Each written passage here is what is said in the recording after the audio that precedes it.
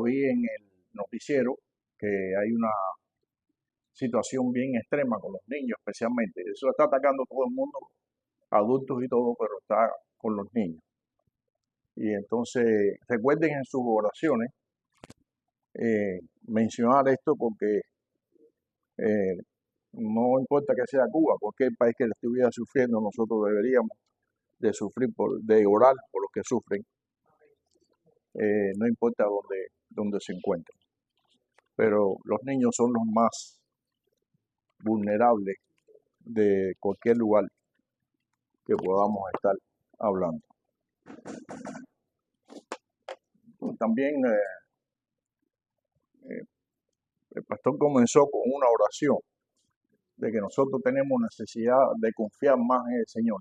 Él debe tener un espía por allá por mi casa donde yo me siento preparar la clase, porque prácticamente resumió la clase que yo les voy a dar hoy. Tenemos que aprender a confiar más, a depender más de Dios, a depender más de Dios. Bueno, vamos al tema, a lo que vamos. Retomamos las clases de los grandes personajes bíblicos. De los grandes personajes bíblicos. Hoy nos toca hablar de Samuel.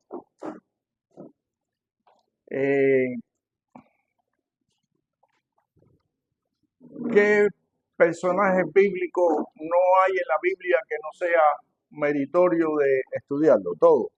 Si están en la Biblia porque requiere algún tipo de estudio, aunque sea de una manera ligera, para decirlo de alguna forma. Pero el propósito de mi serie es hablar de los más destacados, porque si no, ¿cuántos personajes hay en el Antiguo Testamento? Necesitaríamos desde aquí hasta el 2090, hasta el 2090, para poder terminar, y eso no es el propósito. Yo tengo muchas cosas que mostrarle de la Biblia y de la vida que Dios agrada.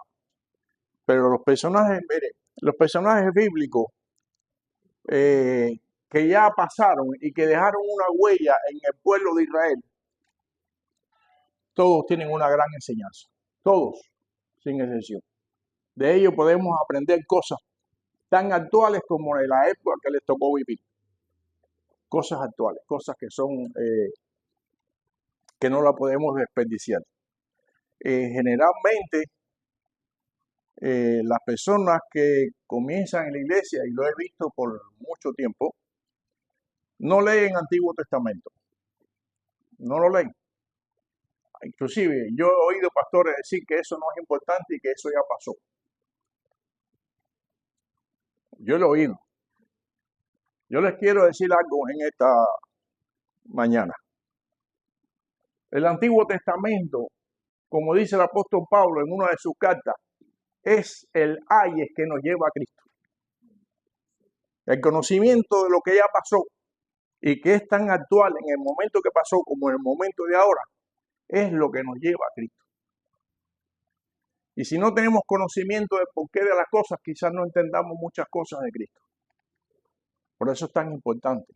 Todo lo que aconteció en la época, desde la formación, desde Abraham hasta los días de Cristo, todo lo que pasó, como se lo he dicho otras veces, es recurrente. La conducta humana después del pecado es la misma en el Edén que en los días de hoy. Lo único malo que en los días de hoy la maldad está tan multiplicada, como lo dice la Escritura, que no tiene comparación. No lo podemos comparar. No podemos. Cuando Abraham intercedió por su sobrino que estaba en Sodoma y Gomorra, recuerden ese pasaje, lo vimos. Señor, yo no creo que tú vayas a destruir los justos con los impíos. No, claro, yo no voy a hacer eso. Pero si tan solo hubiese 50 en 2 ciudades, que entre ellas pasaba del 1.000.000 de habitantes. Entre esas dos, Sodoma y Gomorra. Y no había 50. Y Abraham, que conocía el tema, Dijo, a lo mejor no hay 50, de millón y pico. A lo mejor no hay 50, pero si hubiese 40, dice Dios, no, por amor a los 40 no los voy a destruir. Abraham se quedó pensando, dice, yo creo que ahí no hay 30. Y si hay 30, no, tampoco. Y terminó con 10. Parece que a Abraham le dio pena seguir. le dio pena seguir intercediendo delante de Dios porque no habían 10 entre dos ciudades de millón y pico de habitantes. ¿No habían 10, Robert? ¿Cuántos se salvaron? Lot, la mujer de Lot, que no llegó a la mitad del camino, y las dos hijas de Lot, la que miró para atrás. Esa no llegó a la mitad del camino. Entonces al final, allá en las lomas del otro lado, quedó Lot y sus dos hijas. Es una pena. Que es una pena, porque en esa época la maldad era la homosexualidad, la práctica homosexual y la orgía. Yo les voy a decir una cosa, yo no sé qué ustedes pensarán de eso, pero hoy eso dobla no sé cuántas veces. Lo dobla, yo no sé cuántas veces. ¿Cuánto, hermano? Es una pena. Por eso digo que las cosas del Antiguo Testamento nos sirven a nosotros para reflexionar hoy en día. Porque es el aire que nos lleva a Cristo. Y para aquellos que dicen que estas son cosas viejas que ya caducaron, lean Apocalipsis para que vean que dice, no es rey, porque al cielo no van a entrar ni ladrones, ni rameras, ni falsos maestros, ni falsos profetas, ni los que se echan con varones. No va a entrar. Lo toleremos o no, es un pecado como tantos otros. No hay diferencia. Lo mismo es el que roba, porque no hay una escala de pecado. La única escala que tiene el pecado es la blasfemia contra el Espíritu. Por lo cual dice el apóstol Pablo que él pide que ni siquiera se robe, que ni siquiera se interceda. La única escala que hay. No blasfemia contra el Espíritu. Pero el resto de los pecados son iguales, hermano. Da lo mismo el que roba, el que miente, que el que trafica, que el que sea homosexual. No hay escala en el pecado. El problema es que ninguna de esas prácticas, el que esté consciente y lo haga, no va a entrar al reino de los cielos. Es la única. No va a entrar a la mano. Esto no es homofóbico, que si tú odias, no. No podemos odiar al pecador, porque Cristo no lo odia. Cristo lo ama, pero no está de acuerdo con su práctica. No podemos odiar al que roba, porque entonces nos pasaríamos todo el tiempo de nuestras vidas odiando. Porque todos. Claro. Como la prostituta, como el que engaña, como el que miente, como el que blasfema, como el que, no sé, cualquier cosa que no esté dentro de la línea de Dios. No somos homofóbicos, para nada. Ni tampoco estamos en contra de los ladrones. Estamos en contra de su práctica. Nosotros estamos en contra de todas las prácticas malas de los pecadores. En contra de las prácticas malas de todo pecador. Pero enseguida salen los que nos señalan. Y hay algunos que han sido cancelados, inclusive llevados a la justicia, cristianos, porque no quieren casar a los homosexuales. Han sido llevados a la justicia. No importa. Ahí estamos. Los temas antiguos testamentarios son vigentes. Lo mismo que vivió la humanidad en los tiempos antes de Cristo lo está viviendo ahora, pero multiplicado muchas veces. La misma condición humana de que los hombres confían más, lo que dijiste aquí, en los propios hombres que en Dios, es vigente. Y ese es el tema. Ahí nos vamos. Resulta ser que Moisés saca al pueblo al desierto. Comienza la redacción de la Torá. La Torá son los primeros 5 libros de la Biblia. Génesis, Éxodo, Número, Deuteronomio. Y ahí escribe todo lo que es necesario para el pueblo ser conducido por la mano de Dios. Escuche esto. En la Torá están los 5 libros que el pueblo necesita conocer para no pecar contra Dios. Eso está vigente. Lo que pasa es que cuando llega Jesucristo, y en la época de Jesucristo, Él puso el listón un poquito más arriba. La Torá está aquí. Él no dijo que iba a quitar la Torá, sino que le iba a hacer cumplir. Nos puso metas superiores. Como rápido, porque este no es el tema. Oíste que fue dicho, no matarás. Mas yo digo que cualquiera que le diga fatua a su hermano es culpable de juicio. El que le diga necio a su hermano es culpable de juicio. Ya es homicida. O sea que... ¿Fatua qué quiere decir? Tonto o tope. Tonto o tope. No importa más. Está escrito en la ley, no matará. Él no lo cambió. Y en hebreo original no dice no matará, dice no asesinarás. Hay una diferencia, pero puse eso como ejemplo. Hay una diferencia grande. Jesús puso una meta más alta. No mates en tu pensamiento. No odies. No le desees la muerte a tu prójimo.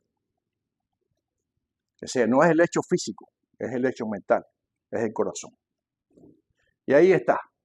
Entonces Moisés recibe por inspiración divina la Torá, la escribe y el pueblo comienza a marchar en el desierto, ya con una ley. Ya tenían una ley. Recuerden que como estaban en Egipto, no sabían nada de Dios. La primera vez después de 400 años que empezaron a oír de Dios, se las llevó Moisés. Aquí me manda Dios a que yo los libere. ¿Y qué Dios? ¿Quién es ese? ¿De dónde salió? Bueno, ahí. La Torá estaba para que el pueblo supiera que había Dios y que había que regirse por lo que estaba escrito. Y por supuesto, cuando ignoramos la escritura, eso lo dimos en una clase hace tiempo. ¿Qué pasa cuando ignoramos la escritura?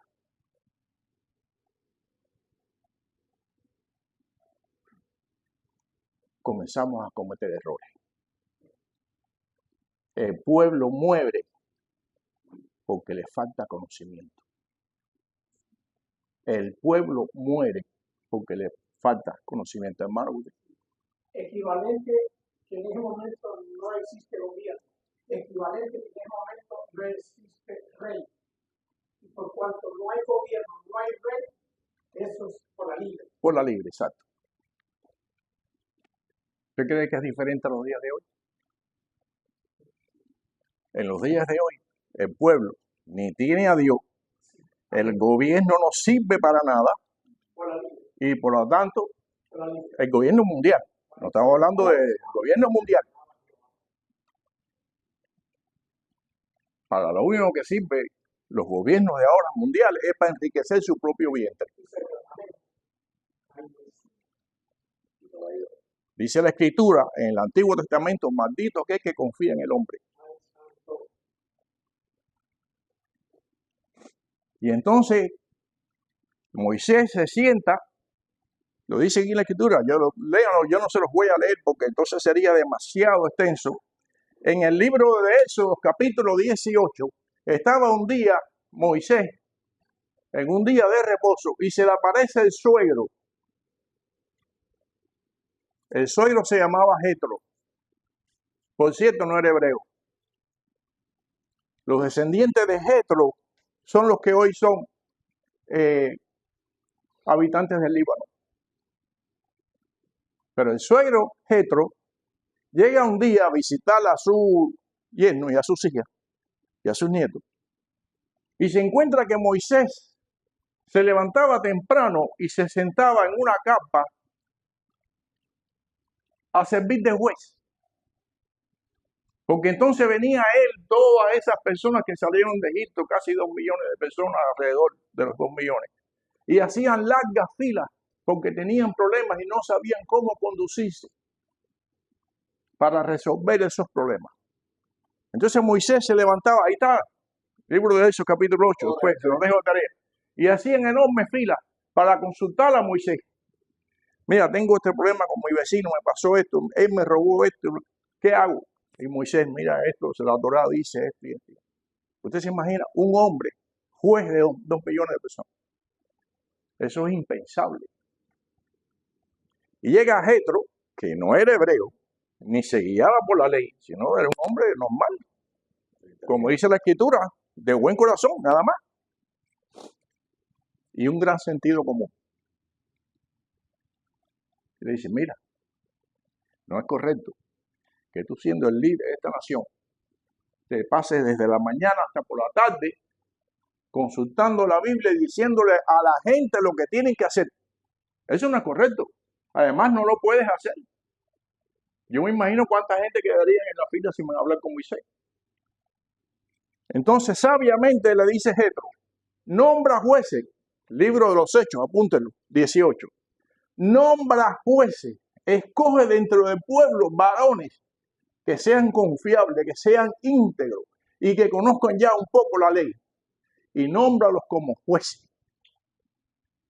Entonces ellos, repartidos en cada tribu, juzgarán los problemas del pueblo. Eso es sabiduría de Dios. Jetro no era hebreo, pero eso es sabiduría de Dios. Es un sentido común increíble. Y le dio la solución a Moisés para que el pueblo consultara sus problemas con esos jueces. Yo supongo que no lo dice, que entre ellos estaba Josué y Caleb. Porque si Moisés estaba escogiendo hombres íntegros, de corazón, hombres rectos, ahí tenía que estar Josué y Caleb. Tenía que estar. De hecho, fueron los únicos 2 que entraron a la tierra prometida. De los casi 2 millones que estaban en el desierto y dieron vuelta por 40 años, no entraron a la tierra por desobediencia. Y eso incluye a Moisés. No fue desobediencia el castigo de Moisés, pero eso es para otro día. Fue por un problema de ira, pero eso es para otro día. Y por 40 años, a partir de ese momento del consejo de Jetro, Israel se guiaba espiritualmente como por Moisés, que inducía y representaba a Dios como sumo sacerdote, y su hermano Aarón, que se encargaban de las cosas espirituales, pero de los problemas del pueblo se encargaban los jueces. Y comienza en la historia bíblica el período de los jueces. De hecho, hay un libro en el Antiguo Testamento que se llama Jueces, que explica cuáles eran sus funciones. El período de los jueces comienza en el desierto, recién hecha la Torá. Ellos se sentaban a juzgar el pueblo, los problemas del pueblo. Y para no alargar mucho el asunto, dieron vuelta 40 años, todos los que salieron de Egipto murieron en el desierto, menos Josué y Caleb. Y llegó el momento de cruzar, a conquistar, escucha esto, a conquistar la tierra que Dios les dio. Porque eso no era una tierra vacía, era una tierra ocupada. Y se encontraron con el primer pueblo. Cruzando Jordán se encontraron con el primer pueblo. Y no era un pueblo de la antigüedad, eso que vemos en las películas, de casitas aquí, por allá y por aquí. Era Jericó. Una de las pocas ciudades amuralladas en aquella época. Jericó tenía muros tan altos que nadie los podía violar, nadie podía brincar. Sus muros estaban tan anchos, aparte de grandes y fuertes, que dice que un pequeño carro y un caballo podía recorrer y darle la vuelta al pueblo por arriba del muro.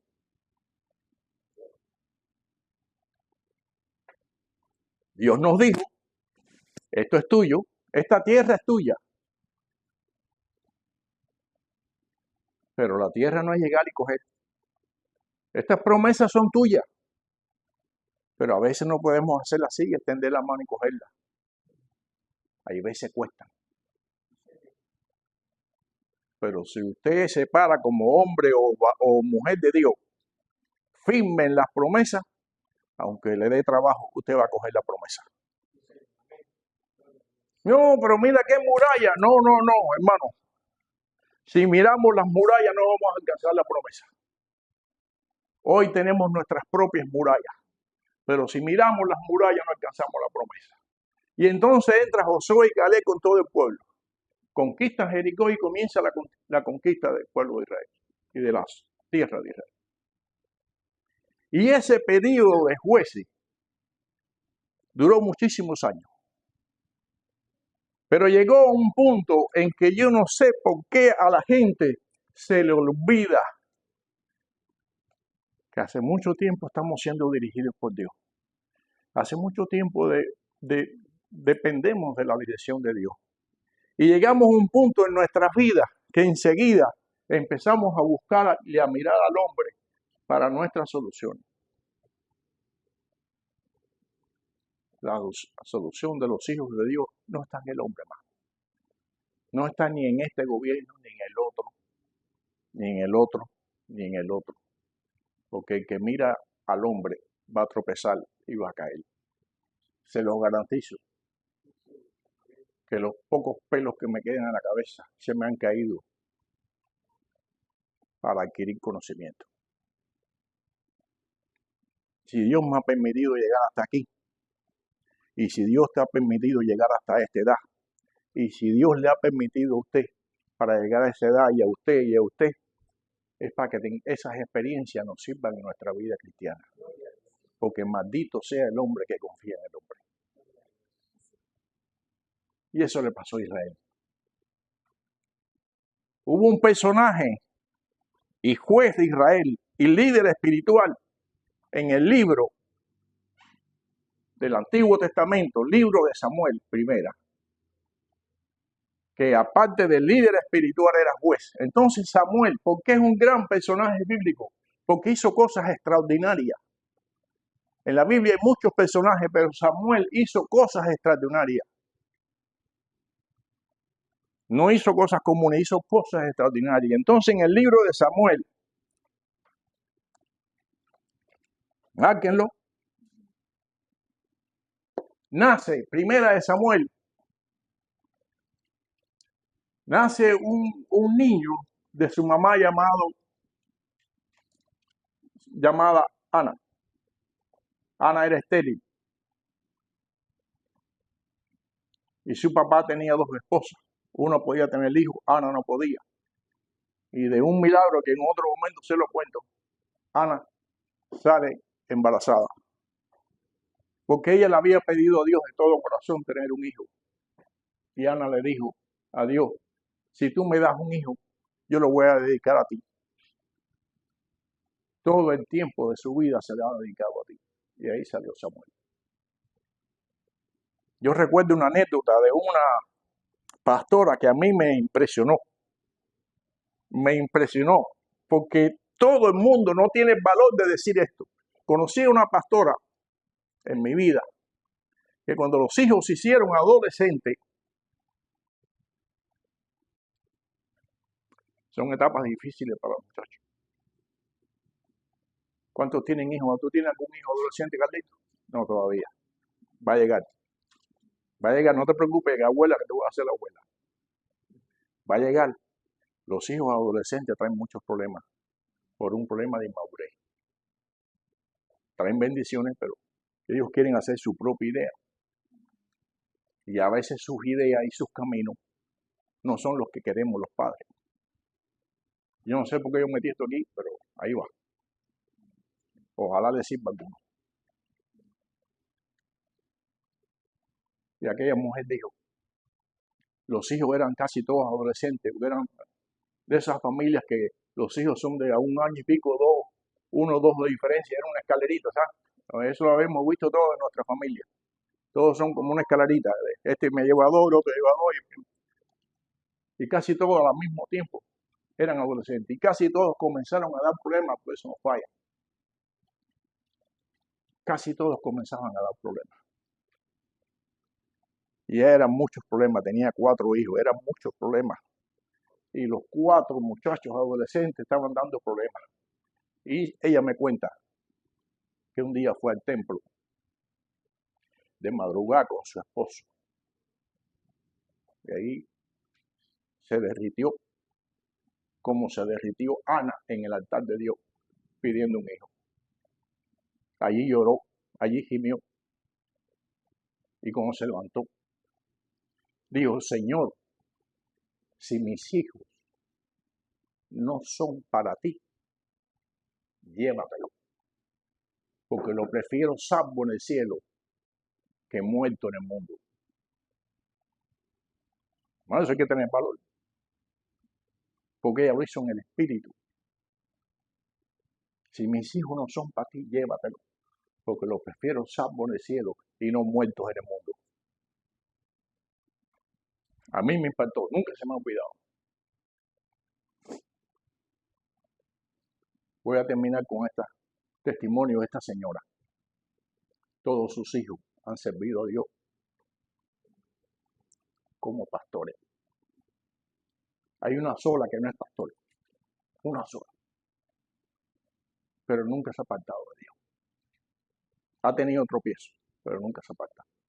Los 3 grandes hijos de ella son pastores, o han sido pastores.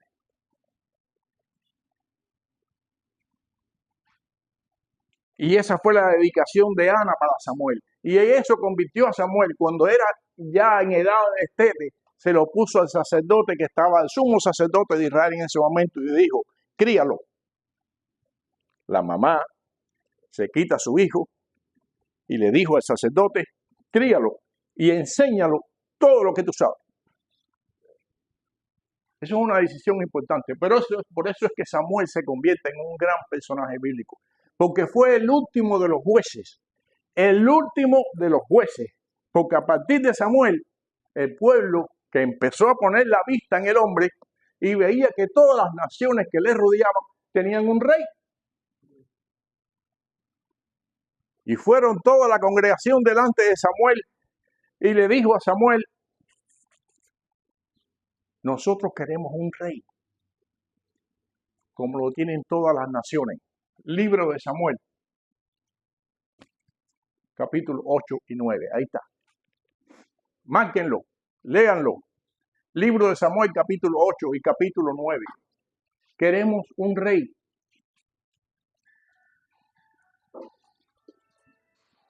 ¿Qué usted cree que pasó con Samuel? Esta nación lleva décadas, lleva siglos desde que salió de Egipto, siendo guiado por Dios y por los jueces. ¿Por qué ahora quieren un rey? Y fue Samuel enojado delante de Dios y le dijo: mira lo que está haciendo el pueblo. Me han desechado como juez y como sacerdote. No me quieren. Y Dios le dijo: tranquilo, Samuel, que eso no es contigo. No te han desechado a ti, han desechado a mí, que he sido el rey de ellos desde el principio de la humanidad. Porque ahora a Israel se le había ocurrido que ellos querían tener un rey humano, una figura humana, para mirar a aquel rey.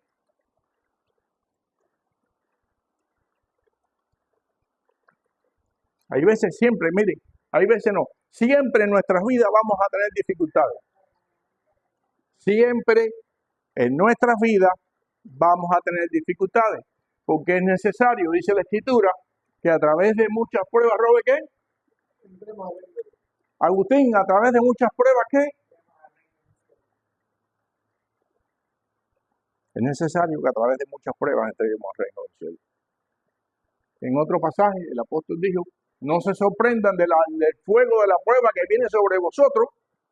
No se sorprendan, va a venir fuego de prueba de parte de Dios. No se sorprendan. El problema es que a la hora que venga el fuego de la prueba sobre nuestras vidas, no podemos mirar al ser humano. Porque ellos te prometen soluciones que después no pueden cumplir. Porque aquí el único que puede cumplir en tu vida, dar o quitar, se llama Jesucristo. Gloria a Dios. Eso usted dice del pueblo y del gran público que en la tarea de de ley, de internet, yo lo vi y ella Me estoy acercando porque esto es short, no te preocupes, cosa de Dios. y ella obedecía. Uno de los programas de ella, Israel con Arlín. No se lo pierdan. Ese es el link, Israel con Arlín. yo lo vi, lo decía ella, que uno se va a porque lo demás que usted Ya está cumplido. está viendo, Ya está cumplido. está yendo 1 metro al año. Israel con Arlín. No se lo pierdan, cópienlo. Si se lo olvidan, me llaman. O llama a Robertico. Arlín en español. Arlín en español, sí, porque lo hice en 3 idiomas. En inglés y en portugués. Arlín en español. Hermano, todos vamos a recibir pruebas. Todos vamos a ser probados. El problema es que cuando llegue la prueba, repito, no mire al hombre porque el hombre no trae solución para nadie.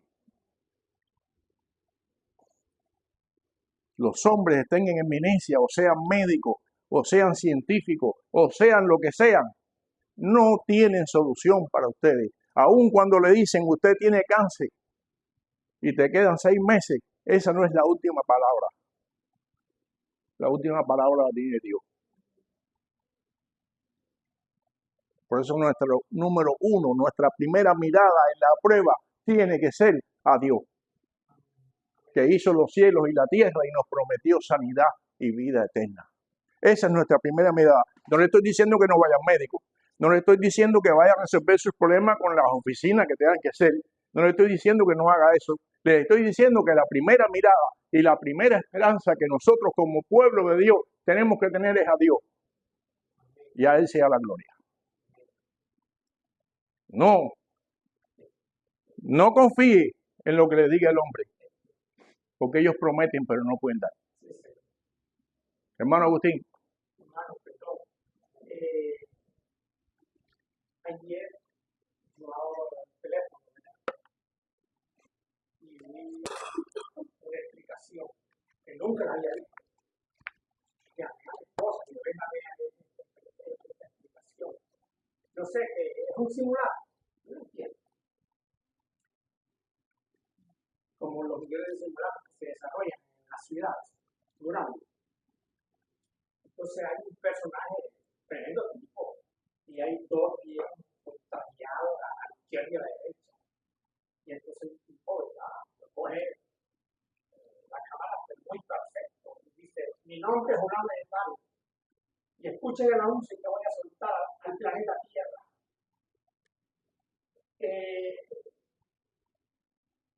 Estoy proclamando que quede bien claro a la comunidad del planeta Tierra que se ajuste a la orden que yo estoy dando.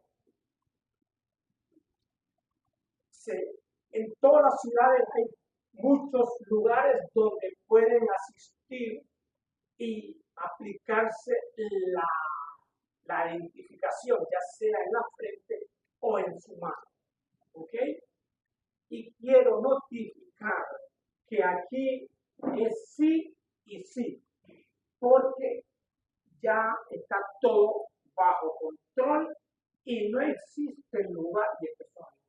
No existe lugar donde alguien, un habitante de la tierra, se quiera ocultar, porque tenemos el GPS para localizarlo.